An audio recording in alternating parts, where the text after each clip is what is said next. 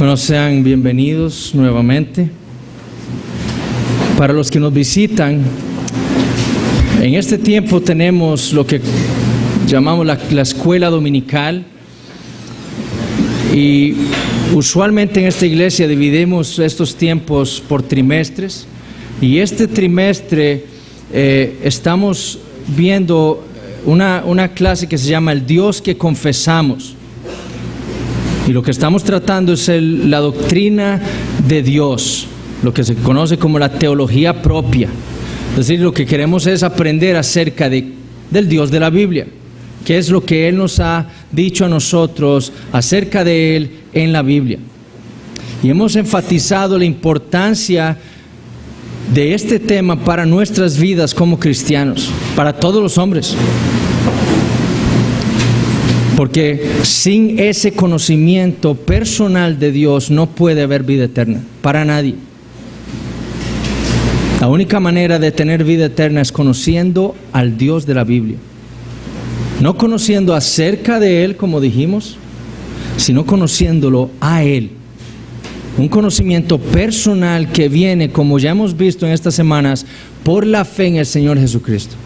Es Jesús quien nos revela al Padre. Es Jesús la perfecta imagen del Padre. Y es Él quien se lo muestra a quien Él quiere.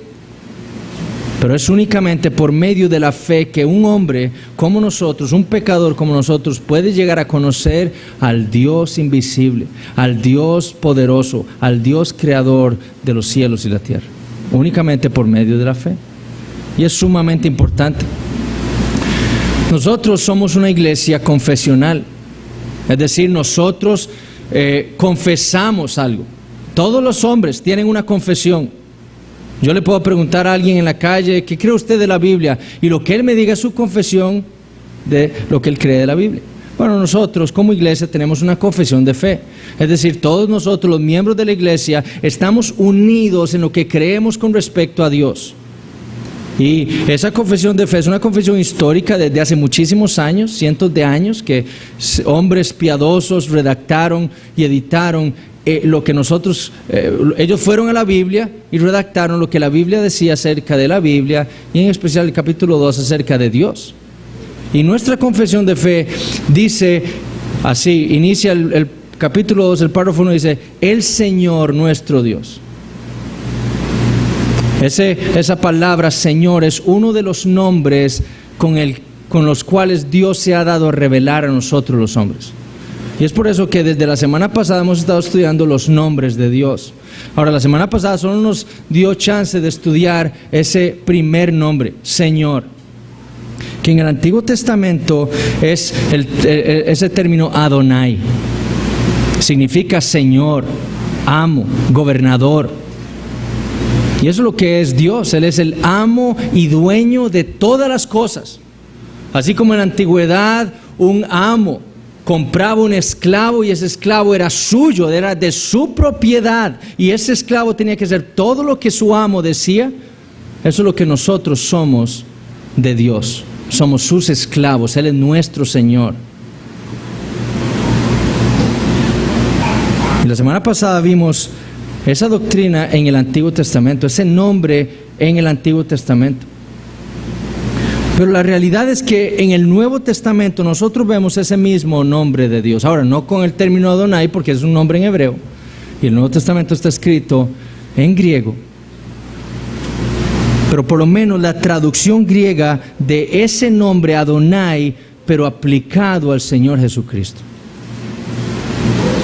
La traducción griega del Antiguo Testamento, que era la que usó Jesús y la que usaron los apóstoles, ellos no usaron la versión hebrea, ellos usaron la versión griega, es decir, la traducción griega del Antiguo Testamento. Traducía el término Adonai del Antiguo Testamento como Kurios, que significa Señor en griego. Y así fue como los apóstoles, sus discípulos, llamaron al Señor Jesucristo Señor.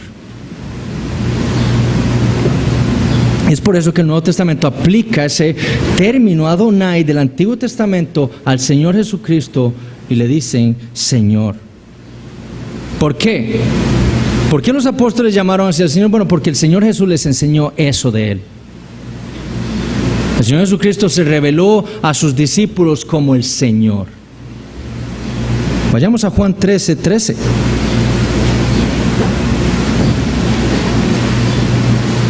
Él le dijo a sus discípulos ahí en Juan 13:13: vosotros me llamáis maestro y Señor, y decís bien, porque lo soy.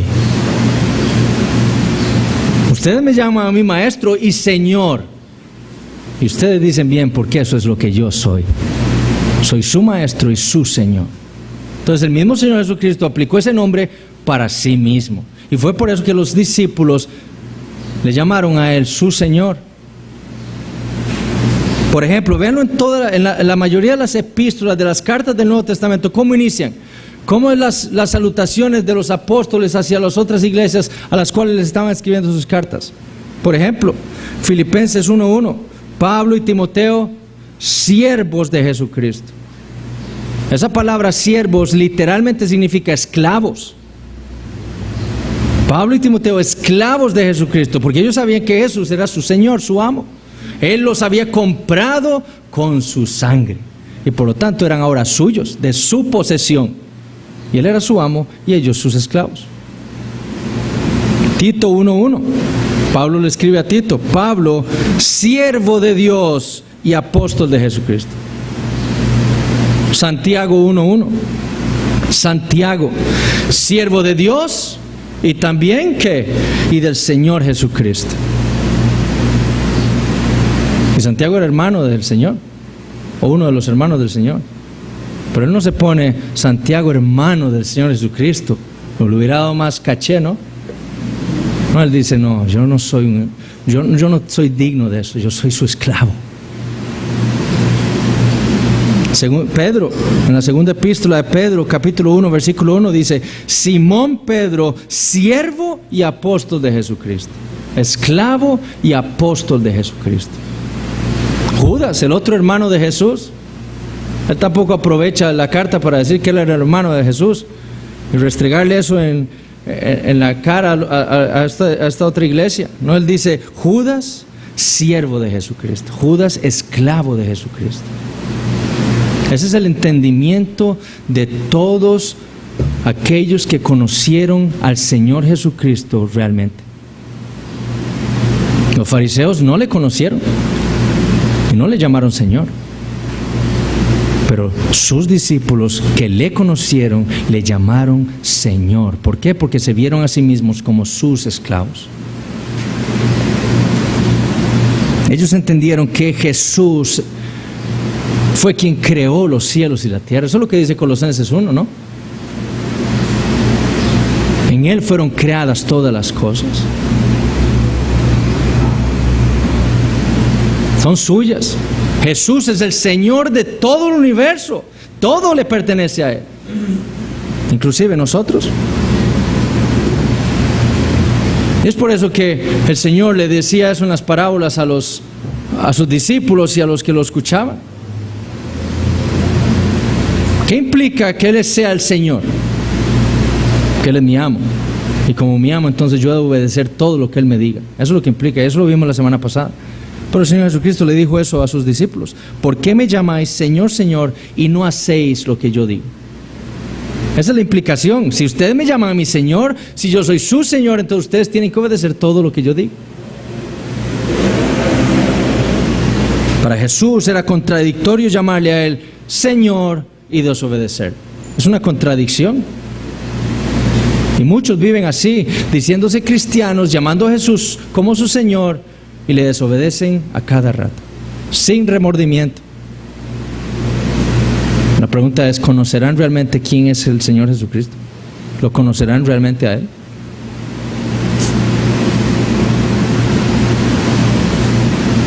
¿Es Dios entonces el Adonai de nuestras vidas? ¿Es Dios el Señor de nuestras vidas? ¿Es Jesús, el Señor Jesucristo, nuestro amo y Señor?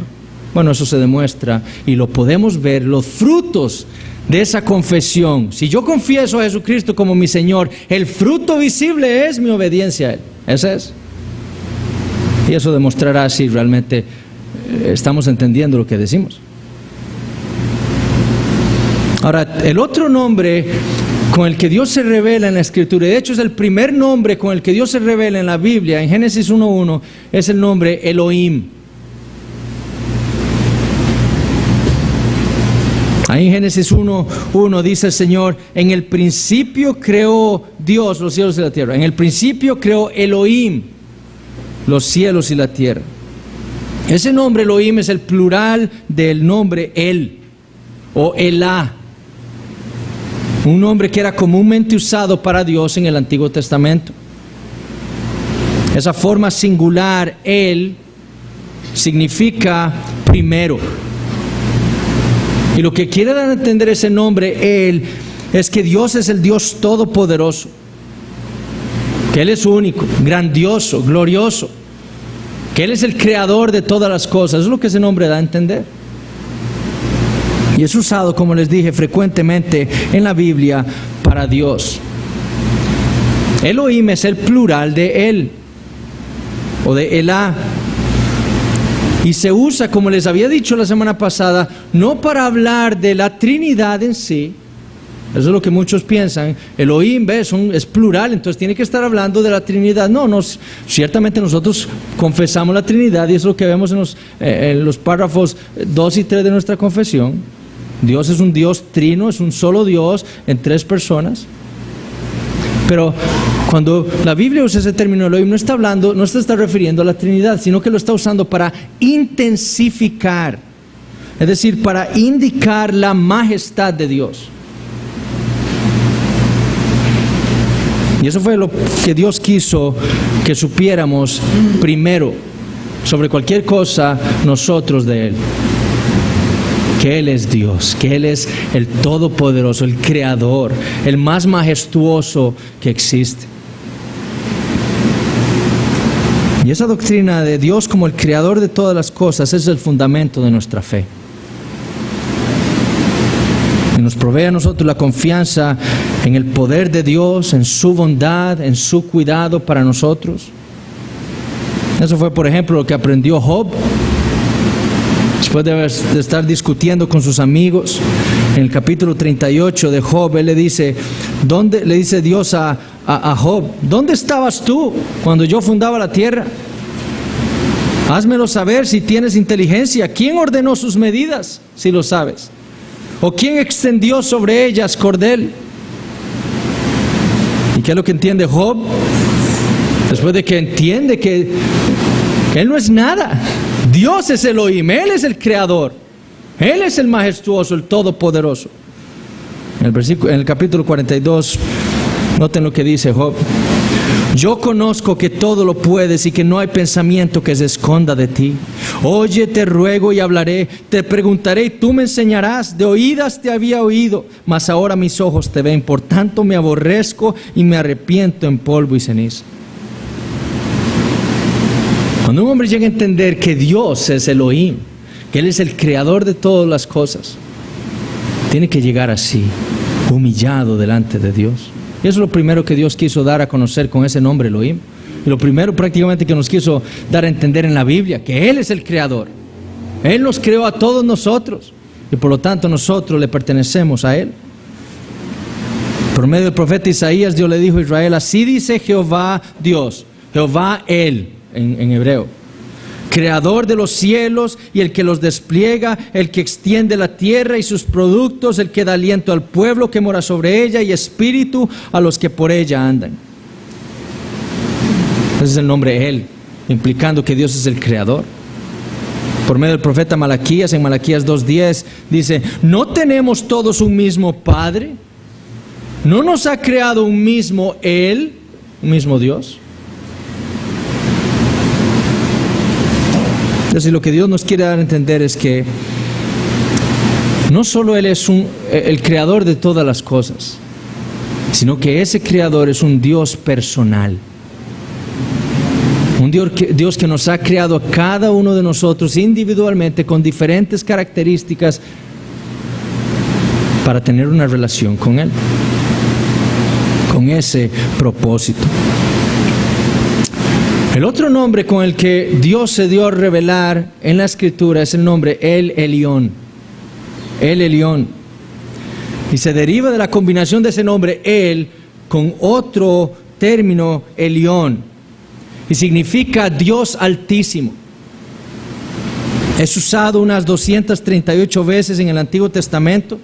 Y es usado por primera vez en Génesis 14, en el pasaje de Abraham y Melquisedec. En 3 ocasiones, en 3 versículos, ahí en el capítulo 14, Moisés utiliza ese nombre para Dios, para identificar a ese misterioso sacerdote y rey de Salem, Melquisedec.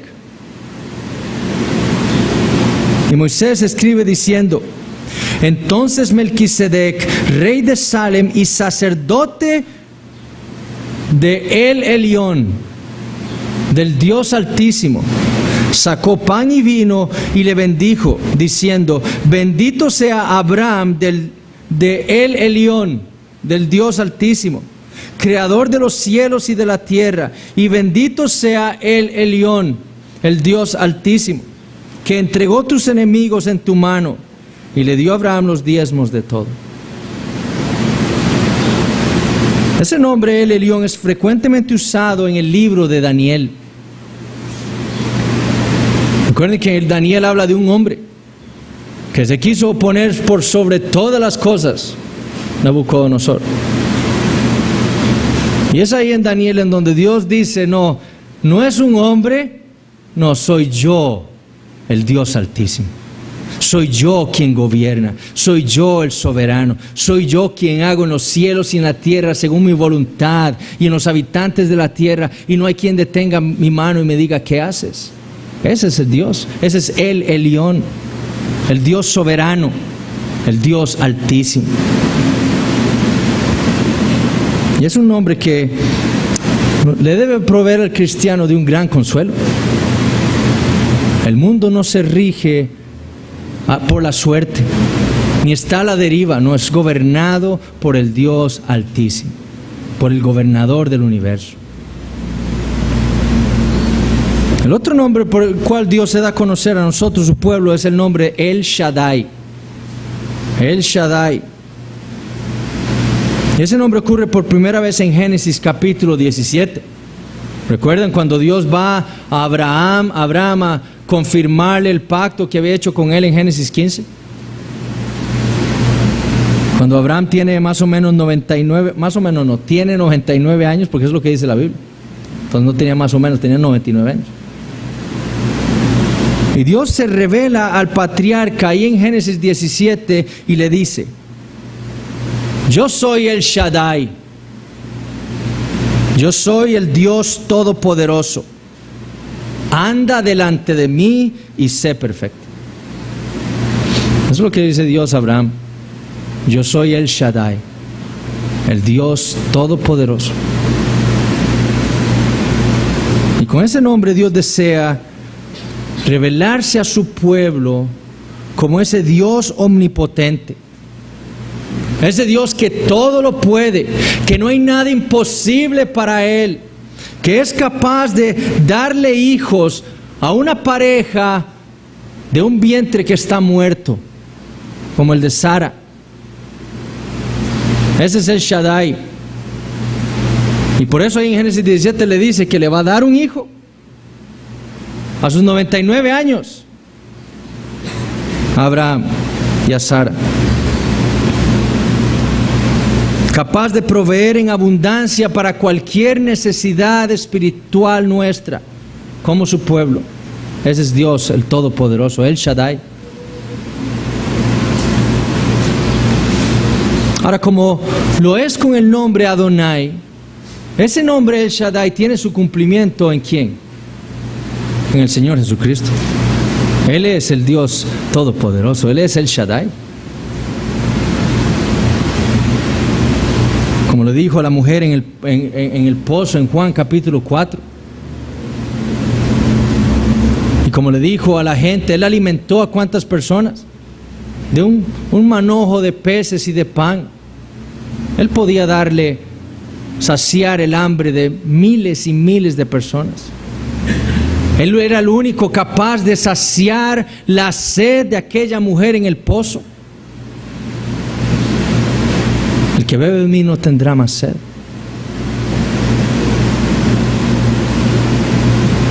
Capaz de alimentar a multitudes y capaz, como dice Pablo en Filipenses 4:13, de fortalecernos a nosotros en todo. Ese es el Señor Jesucristo.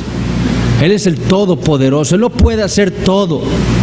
Y si Él lo puede hacer todo, es capaz de darnos todo lo que nosotros, su pueblo, necesitamos espiritualmente. ¿Está usted luchando? En Jesús usted tiene a El Shaddai. ¿Está usted siendo tentado? ¿A quién va a recorrer? Sino a El Shaddai, a ese Dios todopoderoso, capaz de darle lo que usted necesita en ese momento, de saciarnos físicamente, pero sobre todo espiritualmente.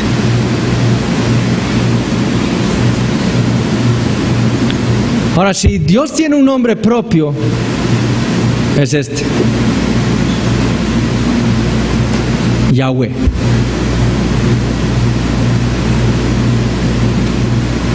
Si hay un nombre propio para Dios en la Biblia, es este: Yahweh.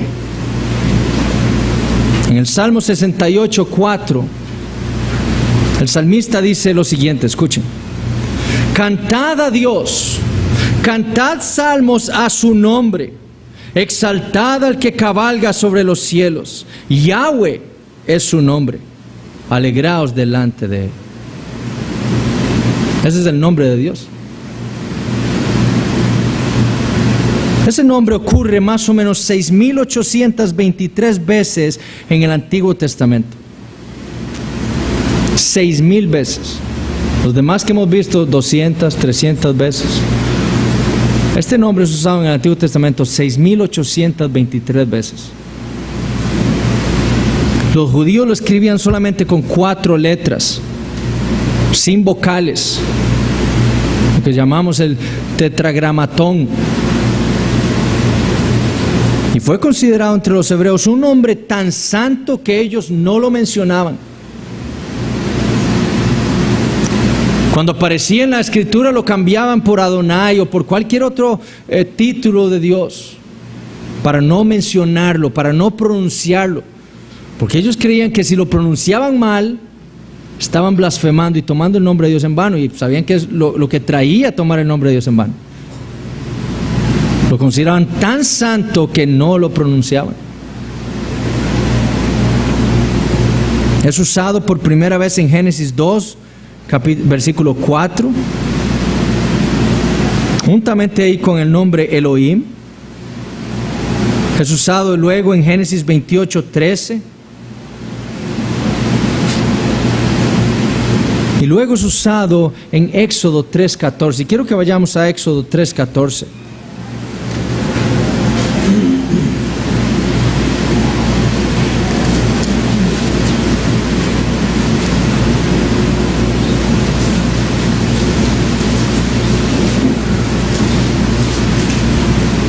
Les recuerdo de nuevo lo que está sucediendo aquí.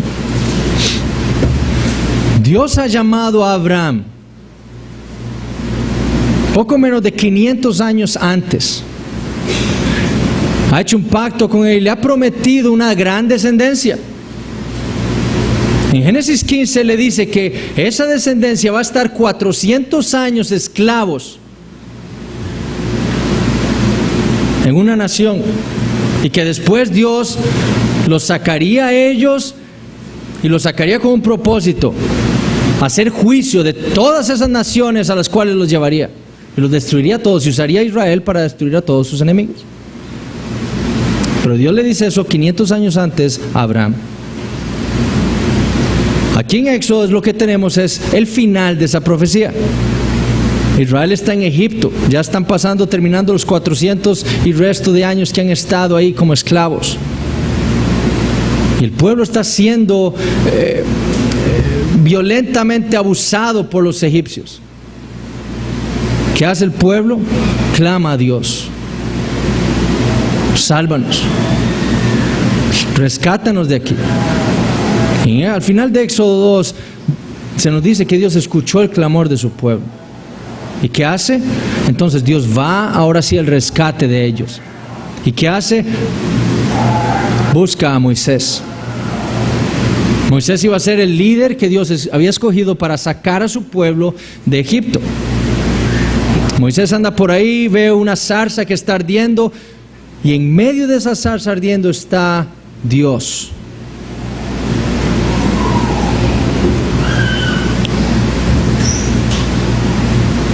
Y Dios le dice a Moisés que Moisés tiene que ir a Faraón y decirle que Dios le ordena dejar ir a Israel.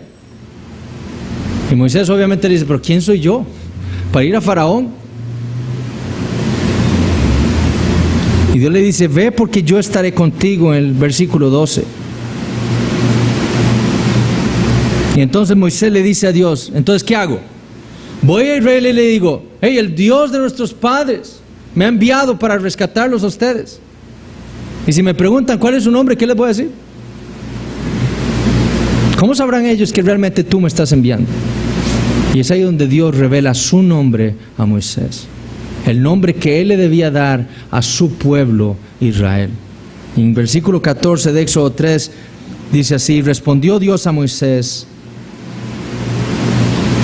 Yahweh, y dijo, así dirás a los hijos de Israel, Yahweh me envió a vosotros. Ese nombre Yahweh viene del verbo ser. ¿Qué significa eso? Yo soy el que soy. Yo soy. Implicando que Dios es autoexistente, que Dios no depende de nada, que Él siempre ha existido, que Él es y será y nunca dejará de ser. Ese es Dios, ese es Yahweh. Es lo que Él revela en ese nombre, que Él es. Y de nuevo, fue en Jesús en quien se cumplió ese nombre de Dios. Constantemente el Señor usa esa designación, yo soy, para referirse a sí mismo. Vayamos por ejemplo al Evangelio según Juan.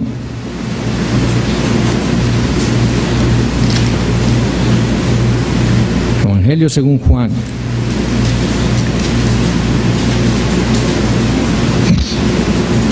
Capítulo 8.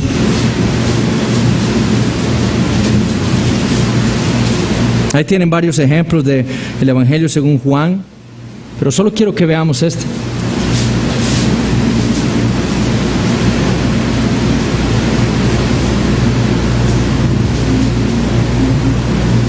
Jesús está hablando de su preexistencia a sus enemigos, los fariseos y escribas.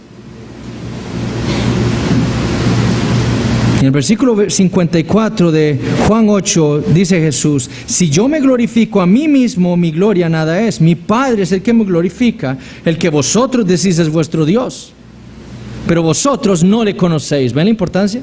Ustedes dicen conocer a Dios, pero realmente no le conocen. Y si dijere que no le conozco, sería mentiroso como vosotros, pero yo le conozco y guardo su palabra. Abraham vuestro padre se gozó de que había de ver mi día, y lo vio y se gozó. Entonces, ¿qué entendieron ellos? ¿Cómo que Abraham se gozó en ver tu día? Si tú tienes 33 años. Abraham vivió hace 1500 o más de 1500 años. ¿Cómo dice usted que Abraham quería ver su día? Y le dicen a Jesús, aún no tienes 50 años y has visto a Abraham. ¿Qué dice Jesús? De cierto os digo, antes que Abraham fuese, yo soy. ¿Cuál hubiera sido la construcción normal en la que hubiéramos hablado eso nosotros? Antes de que Abraham fuese, ¿yo qué? Yo era. ¿Sí? ¿O no? Eso es lo que Jesús dice. Él dice, antes de que Abraham fuese, yo soy. ¿Qué quiso dar a entender Jesús? Que Él era Dios. que Él era Yahweh. El Yahweh que habló con Moisés en la zarza encendida es Jesús. Si eso no es cierto, es una blasfemia. Y a la ley de Dios eso merecía la muerte. ¿Qué entendieron los judíos cuando escucharon a Jesús decir que Él era yo soy? 59. Tomaron entonces piedras para arrojárselas. Pero Jesús se escondió y salió del templo, y atravesando por en medio de ellos se fue.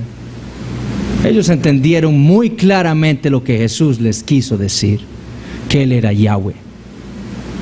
Y por eso lo quisieron matar. Yo soy. ¿Recuerdan cuando llega la multitud de soldados a arrestarlo antes de llevarlo al juicio? Jesús buscaba, yo soy. ¿Y qué hicieron todos? Cayeron de espaldas, entendiendo lo que Jesús estaba diciendo. Yo soy. Yahweh se cumple o tiene su cumplimiento en la persona del Señor Jesucristo. El otro nombre que quiero darles o que veamos es el nombre Jehová Rohe o Roe.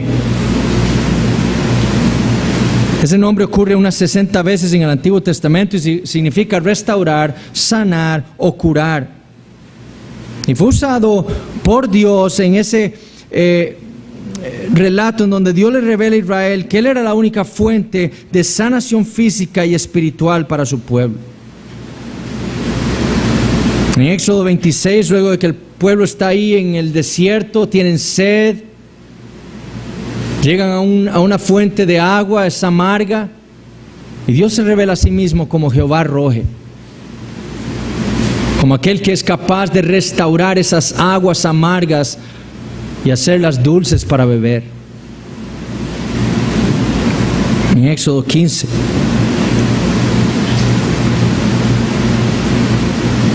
Por medio del profeta Jeremías, Dios se revela a sí mismo también como el restaurador de su pueblo, pero especialmente sobre el gran problema que tiene su pueblo, que es el pecado.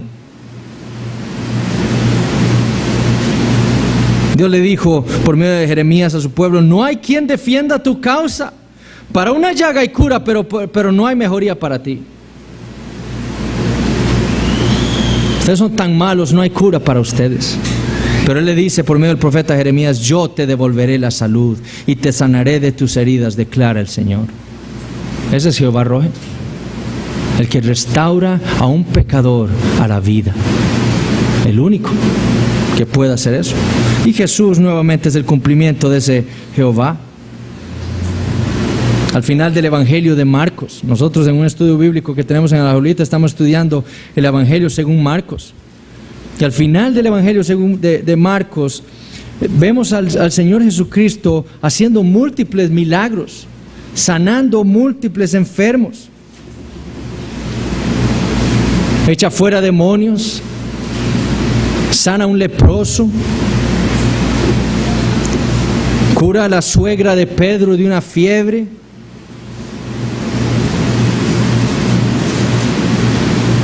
En el capítulo 2 cura hasta un paralítico. Él es el Jehová Rohe. Pero sobre todo es el único capaz de restaurar la vida espiritual de una persona. Porque eso fue lo que hizo por ese paralítico en el capítulo 2 de Marcos. Sus amigos abren un hueco en el techo, bajan a este hombre. Y Jesús le dice: hijo, tus pecados te son perdonados. Antes que esa parálisis que tiene, lo peor que tiene es el pecado de él. Y Jesús le dice: tu hijo, tus pecados te son perdonados. Los fariseos están ahí y dice Marcos, cavilaban en sus corazones. Por dentro decían: pero ¿quién es este? ¿Cómo? Solo Dios puede perdonar pecados. Y Jesús, para probarles a ellos que Él era Dios, les dice: ¿qué es más fácil? Leyendo su mente, decirle a este hombre que tus pecados son perdonados, o que se levante y ande. ¿Qué es más fácil? Bueno, con solo que me hubiera dicho eso, si yo estuviera pensando eso, con solo que me diga eso, ¿cómo pudo este hombre leer lo que yo estaba pensando? Eso es lo que Jesús les quiso dar a entender a ellos. Yo soy Dios, yo puedo leer sus corazones, yo sé exactamente lo que ustedes están pensando. Para que sepan que yo puedo perdonar pecados. Le digo a este hombre, levántate y ande. ¿Qué hizo el hombre? Brincó y se fue. Él es el restaurador por excelencia. En Él se cumple ese nombre, Jehová Rohi. El otro nombre es Jehová Nisi. Y ocurre por primera vez en Éxodo 17:15. Y significa Jehová es mi estandarte. Y ocurre en ese contexto del viaje de Israel por el desierto de Sin hasta llegar a acampar en Refidim. Estando allí son atacados por los amalecitas. Moisés comisiona a Josué para que seleccione hombres que puedan ir a la batalla contra ellos. Y mientras Josué está liderando la batalla, Moisés se coloca en un monte a lo alto con el bastón, el báculo de Dios. Y mientras levantaba sus manos y levantaba el báculo, Israel ganaba. Pero como Moisés se cansaba, sus manos bajaban y le ganaban los amalecitas. Y Moisés volvía a tomar fuerzas y levantaba su estandarte y Israel ganaba. Volvía a desfallecer y perdía Israel. Y entonces Aarón y Hur agarran los brazos de Moisés y se los sostienen en alto, hasta que Israel logra derrotar a los amalecitas. Y fue así, lo que Dios le estaba enseñando a Israel. La victoria no fue por Josué ni por esos hombres que lucharon, por sus fuerzas, ni por su inteligencia, ni por su ingenio en la batalla. No, la victoria fue por causa de Dios. Eso es lo que significa tener a Dios por nuestro estandarte, que la victoria nuestra es de Dios, no viene de nosotros. David en el Salmo 60, versículos 4 y 5 dice: has dado un estandarte a los que te temen, para que sea alzado por causa de la verdad, para que sean librados tus amados. Salva con tu diestra y respóndeme. La otra ocasión en la que el Señor le dio esa misma enseñanza a Israel fue en Números 21. Ustedes se acuerdan, Israel vuelve otra vez a quejarse contra Dios, contra Moisés, y Dios envía serpientes para que empiecen a morder a todos, y empiezan a morir gran número de israelitas. Moisés va a Dios y le intercede por el pueblo, y Dios le dice a Moisés que haga una serpiente de oro y que la levante, y que todo aquel que mire esa serpiente será salvo.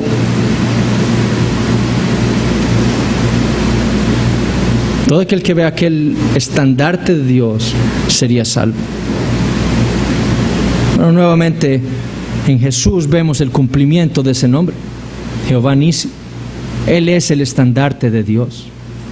Y Jesús usó ese pasaje en Número 21 para hablar de sí mismo en Juan 3. Cuando llegó Nicodemo, Él le dijo: así como pasó en tiempos de Moisés con la serpiente, así mismo sucede conmigo. Todo aquel que me mire a mí será salvo. A mí levantado en una cruz, crucificado, muriendo por mi pueblo, será salvo. Jesús es el estandarte de Dios, por medio del cual Dios nos da la victoria del pecado, sobre el pecado.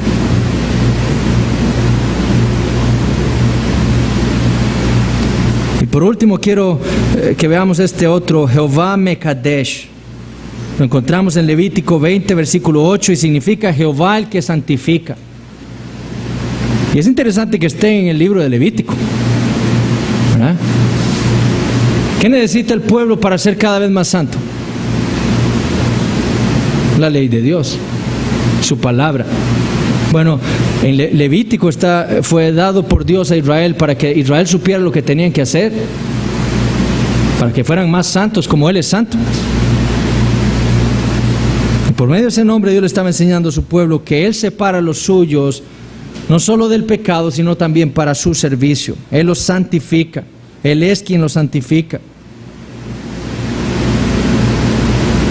Por eso que Dios le dijo a los hijos de Israel en Levítico 18: habla a los hijos de Israel y diles: yo soy el Señor vuestro Dios. No haréis como hacen en la tierra de Egipto en la cual morasteis, ni haréis como hacen en la tierra de Canaán a donde yo os llevo. No andaréis en sus estatutos. Habréis de cumplir mis leyes y guardaréis mis estatutos para vivir según ellos. Yo soy el Señor vuestro Dios. Por tanto, guardaréis mis estatutos y mis leyes, por los cuales el hombre vivirá si los cumple. Yo soy el Señor. Jehová es el que nos santifica por medio de su palabra. Él nos dice cómo debemos vivir, qué es lo que debemos creer, qué es lo que debemos hacer, y su pueblo lo cree y lo obedece. Él es quien nos santifica.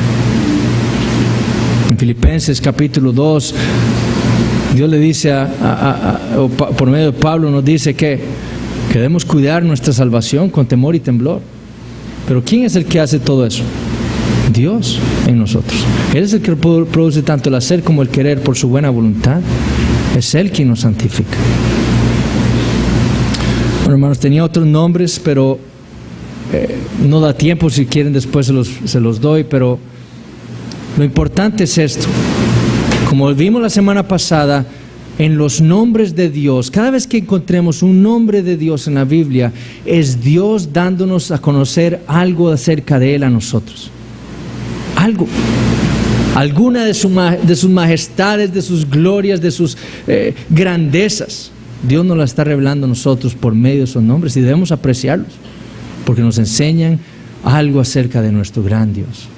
Bueno, hermanos, tenemos un tiempo y pronto empezamos con el culto. Gracias.